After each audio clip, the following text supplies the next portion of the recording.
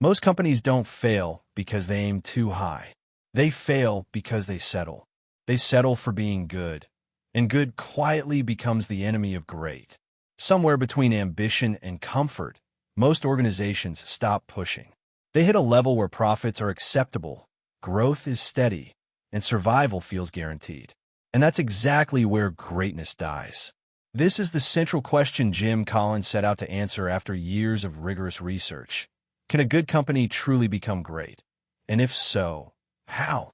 What follows is not opinion, motivation, or theory. It is the result of one of the most disciplined research efforts ever conducted on corporate excellence. This is the complete journey of good to great. Chapter 1. Good is the enemy of great. Jim Collins begins with a simple but uncomfortable truth. Most organizations never become great not because they fail, but because they succeed just enough. Being good feels safe. It pays the bills, earns respect, and avoids crisis. Yet this very comfort becomes the biggest obstacle to greatness. Collins illustrates that greatness is rare precisely because goodness is common. Good schools, good governments, good careers, and good companies create an environment where striving further feels unnecessary. The danger lies in settling.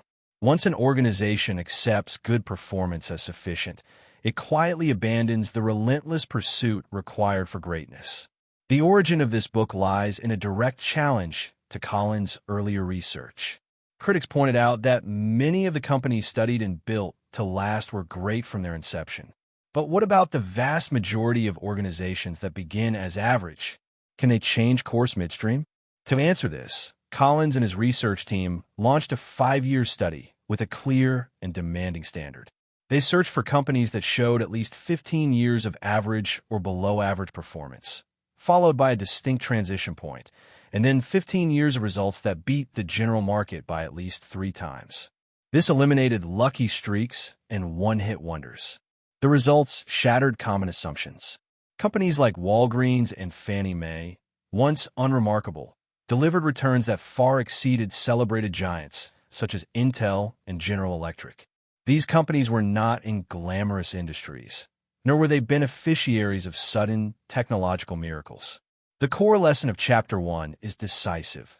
Greatness is not driven by circumstance, resources, or industry trends. It is driven by disciplined choices made consistently over time. Any organization can choose to be great, but very few are willing to give up the comfort of being merely good. Chapter 2. Level 5 Leadership. One of the most surprising discoveries of the research was the type of leadership that enables greatness. Contrary to popular belief, the leaders who took companies from good to great were not charismatic visionaries or celebrity executives. They were quiet, humble, and often invisible to the public. Collins defines these individuals as level 5 leaders. They embody a rare blend of deep personal humility and intense professional will. Their ambition is not for personal recognition, fame, or financial reward, but for the long-term success of the organization. Darwin Smith of Kimberly-Clark exemplifies this leadership style. Unassuming and awkward, Smith made one of the boldest decisions in corporate history by selling the company's traditional paper mills and reinvesting fully into consumer brands like Huggies and Kleenex. Analysts criticized him, and the media dismissed the move. Smith never wavered. Under his leadership, Kimberly-Clark beat the market by more than 4 times and surpassed competitors that were widely regarded as superior. Smith's strength lay not in charisma, but in unwavering resolve. Level 5 leaders also demonstrate what Collins calls the window and mirror principle. When success occurs, they look out the window and credit others, circumstances, or luck. When failure occurs, they look in the mirror and take responsibility. This stands in sharp contrast to comparison company leaders who claimed credit for success and blamed external factors for failure. The chapter makes it clear that greatness does not require ego-driven leadership. In fact, ego is often a liability. Enduring greatness is built by leaders who care more about the institution than themselves. Chapter 3. First who, then what? While most companies begin transformation by setting a new vision or strategy, Good to great companies followed a fundamentally different sequence. They focused first on people. The leaders of great companies did not ask where the organization should go before deciding who should be on the journey. Instead, they got the right people on the bus, removed the wrong people, and ensured that everyone was seated in the right role. Only then did they decide on direction. This approach created strength and flexibility. With the right people in place, strategy became easier and adaptation became natural. When markets shifted or plans changed, the organization did not collapse because its foundation was built on character, competence, and commitment. Collins emphasizes that people are not the most important asset. The right people are. The wrong people, even if talented, create friction, politics, and instability. Comparison companies often delayed hard people decisions, hoping strategy alone would compensate. Good to great companies acted decisively, understanding that discipline in people decisions is a prerequisite for excellence. Chapter 4. Confront the brutal facts, yet never lose faith. Great companies are defined by their ability to face reality without losing hope. They do not deny problems, distort data, or rely on blind optimism. At the same time, they never surrender their belief that they will prevail. This balance is captured in the Stockdale paradox, named after Admiral Jim Stockdale, who survived years of captivity during the Vietnam War. Stockdale endured by confronting the brutal facts of a situation while maintaining absolute faith in eventual victory. Good to great companies institutionalized this mindset. They created environments where truth could be spoken freely. Leaders encouraged debate, listened carefully, and conducted autopsies without blame. Rather than motivating people with false positivity, they motivated them with clarity. People felt trusted, informed, and empowered to solve real problems. Comparison companies often fell into one of two traps: denial or despair. Great companies avoided both by embracing disciplined realism paired with disciplined faith. Chapter 5. The Hedgehog Concept. At the heart of every great company lies a simple, crystal-clear understanding of what it can and cannot be. Collins calls this the hedgehog concept, inspired by the ancient idea that the fox knows many things, but the hedgehog knows one big thing. The hedgehog concept emerges from deep reflection on three critical questions. First, what can the company be the best in the world at? Second, what drives its economic engine? Third, what is it deeply passionate about? Great companies do not confuse competence with greatness. Just because they have done something for years does not mean they can excel at it. If an activity does not fall at the intersection of these three circles, it is abandoned, no matter how successful it once was. This clarity takes time. Companies often spend years refining their hedgehog concept through dialogue, debate, and disciplined thought. But once discovered, it becomes a guiding force for every major decision. Walgreens provides a powerful example. By focusing relentlessly on convenient drugstores and abandoning unrelated ventures, the company created a model that delivered extraordinary, sustained results. The hedgehog concept is not a goal or a strategy. It is a deep understanding that allows companies to say no to distractions and yes to greatness. Chapter 6. A culture of discipline.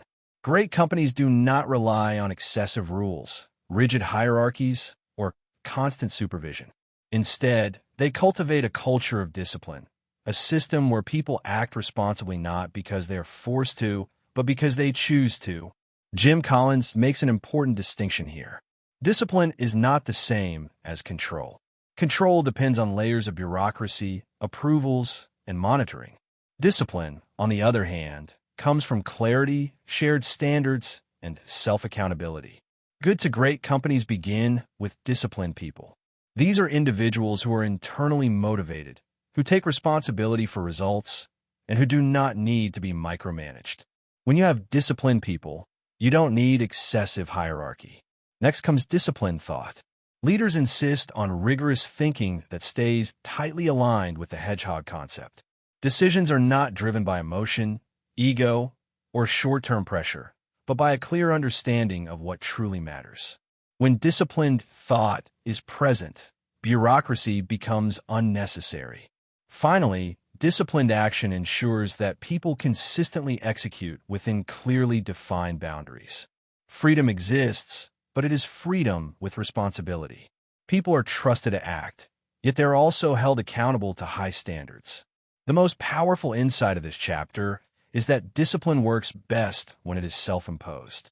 Comparison companies often try to impose discipline through rules, incentives, or fear. Great companies created an environment where discipline was a natural outcome of clarity and commitment. Chapter 7. Technology Accelerators.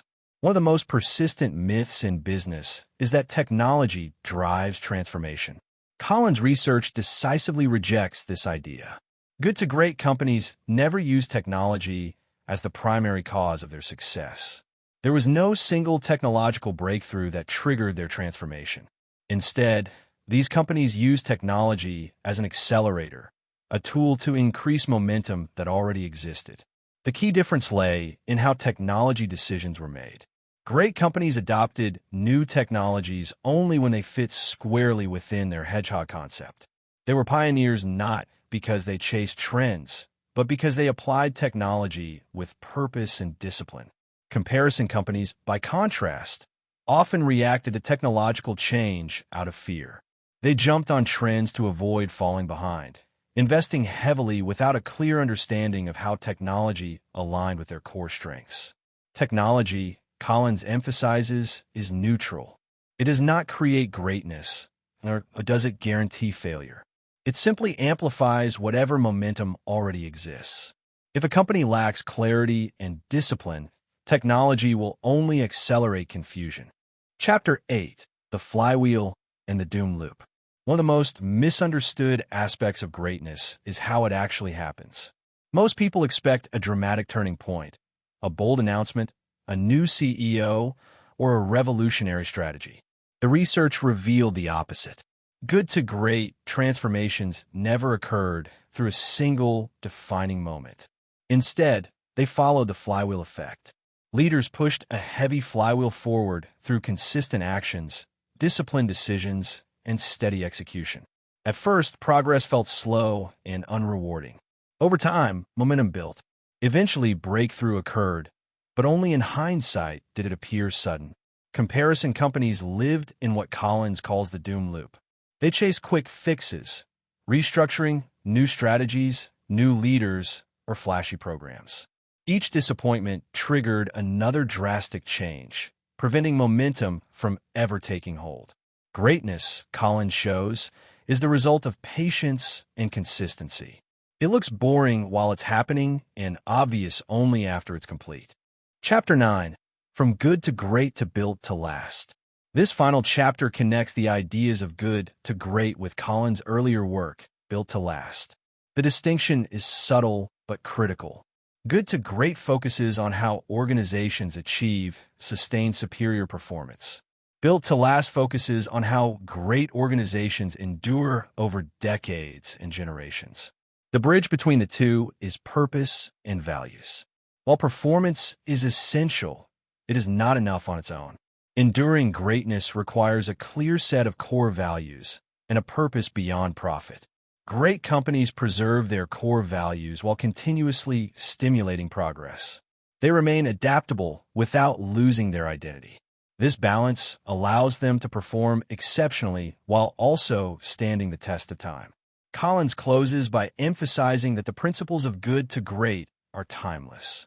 They apply across industries, across eras, and even beyond business. Any organization willing to embrace disciplined people, disciplined thought, and disciplined action can make the leap and sustain it. Greatness is not a function of luck, talent, or industry. It is the result of disciplined people, disciplined thought, and disciplined action sustained over time. Good is comfortable, great is demanding, and the choice between them is always yours.